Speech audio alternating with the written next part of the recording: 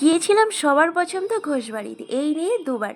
তো ভিডিওটা বানানো হয়েছিল কিন্তু এডিট করা হয়নি। আজকে ভাবলাম আপনাদের মাঝে শেয়ার করি ভিডিওটা। বসিরহাটের মানুষটা সবসময় এসে থাকে, কিন্তু যারা বারাসাত কলকাতার দূরের মানুষ তাদের এখানে এলে সত্যি অনেক ভালো লাগবে। ছোট বড় সবারই খুব পছন্দের এই জায়গাটা। আর একেবারে যে প্রপার বসিরহাট তা নয়, অনেকে ভাববেন এটা হয়তো বসিরহাটেই, আমাদের বাড়ি থেকে কিন্তু বেশ একটু দূরেই। আর এর মধ্যে এলে আপনার সব রকমই দরকার মিটবে, আপনার কেনাকাটা থেকে। আর চড়বার জিনিস, খাওয়ার জিনিস সবই আছে এখানে। মানে জামা কাপড় কেনাকাটা থেকে সবজি বাজার প্রত্যেকটা দোকানের মধ্যে আছে। এর আগে ফার্স্ট এসেছি হাজব্যান্ডের সঙ্গে, একটু দরকার ছিল কিন্তু এইগুলো দেখা হয়নি, সোজা মানে এসেছি আর চলে গেছি। তো আজকে বাড়ির লোকের সঙ্গে এসে একটু সময় নিয়ে দেখছি, বেশ ভালো লাগছে। এই যে এখানে ড্রাগন ট্রেন, এটা আমরাও চড়বো, বাচ্চারা তো খুবই খুশি। আর এখানে এসে মনে হচ্ছে মেলাতে এসেছি, অনেক দোকান আছে কেনাকাটার জন্য। এই জায়গাটাতে একটু ফাঁকা ফাঁকা, বেশ সুন্দর। এই জায়গাটা একটু বেশি ভালো লেগেছে এখানে এসে, কিন্তু মনে হলো গরমকালে বেশি ভালো লাগবে।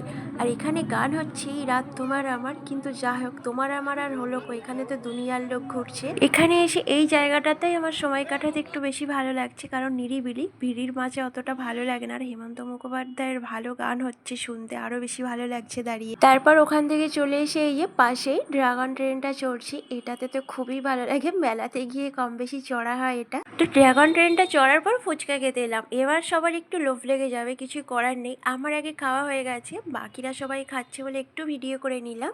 আর বাচ্চারা এদিকে কি করছে দেখাচ্ছি। বাচ্চারা তো এখানে এসে বাড়ি যেতে চায় না, এই যে এত মজা করছে এখানে। ওরা তো কেউ নামতে চাইছে না, মিকি মাউসটা চড়তে গিয়ে মানে ওদের কোনো খাওয়ার কথাও মাথায় নেই, এত খুশি এখানে এসে। বাচ্চাদের এদিকে চড়া হয়ে গেলে আমরা আবারও নাগরদোলা চড়বো, ওটা কখন চড়বো সেটাই দেখছি। আর এই মানুষটাকে দেখে মনে হচ্ছে আমার বরের মতো ঘাটটারা ব্যাটা একা দাঁড়িয়ে আছে।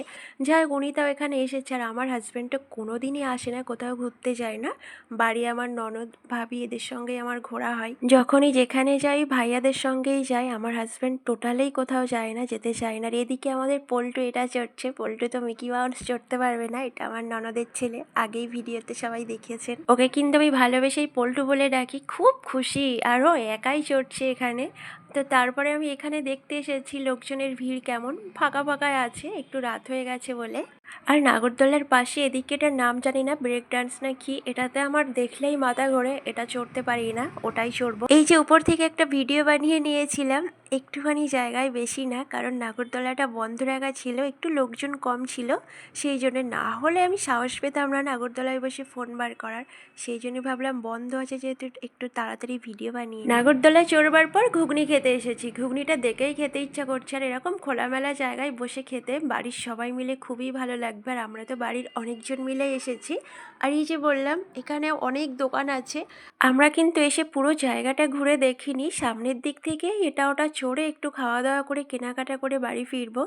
আর বলেছি এখানে সব কিছুই পাওয়া যায়, এখানে সবজি বাজার থেকে জামা কাপড় সব রকমই দোকান আছে ভিতরে, ওগুলার যাইনি, ভিডিও করিনি।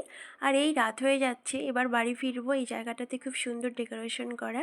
তো যাই হোক, ভিডিওটা এই পর্যন্তই। ভিডিওটা কেমন হয়েছে সবাই জানাবেন, আপনাদের ভালো ভালো কমেন্ট পড়লে আমার মন ভালো হয়ে যায়। তো সবাই ভালো থাকবেন, সুস্থ থাকবেন।